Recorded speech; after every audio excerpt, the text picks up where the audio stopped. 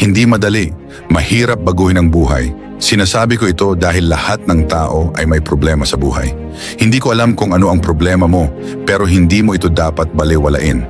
Bakit? Dahil hindi ito mawawala ng mag-isa. Hindi ka magigising isang araw at mawawala na ito. Andyan ito at aabalahin ka nito sa buong buhay mo.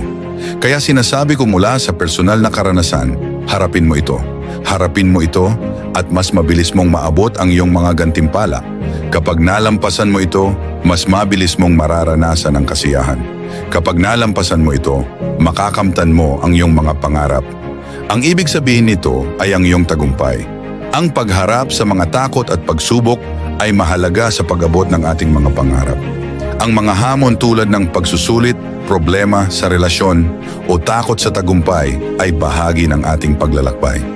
Sa halip na magatubili, mas mabuting lapitan natin ang mga ito ng tapang at positibong pananaw. Ang bawat pagsubok na iyong malalampasan ay nagdadala sa iyo ng mas malapit sa iyong mga layunin. Sa pagharap sa mga ito, natututo tayong maging matatag at resilient.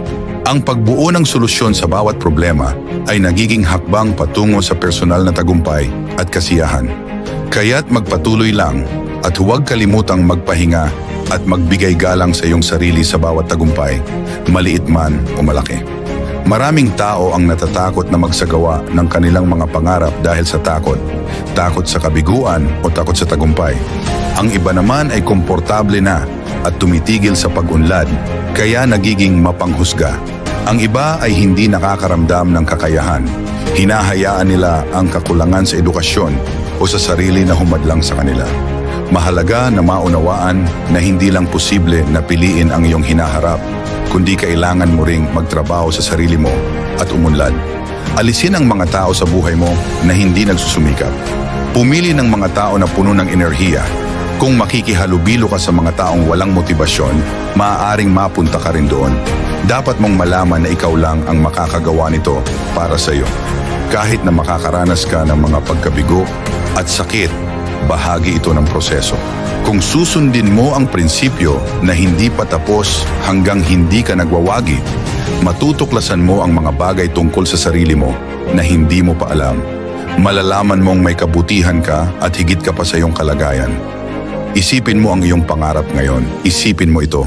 Naniniwala ako na ang mga pangarap natin ay ibinigay sa atin upang makamit. Kahit na hindi ito nakikita ng iba, kailangan mong makita ito para sa sarili mo. Mahalaga ring maging malikhain sa iyong mga ideya. Tandaan, nasa iyo ang tagumpay ng iyong pangarap. Palibutan mo ang sarili mo ng mga tagumpay at huwag kang titigil sa pag-abot ng iyong pangarap.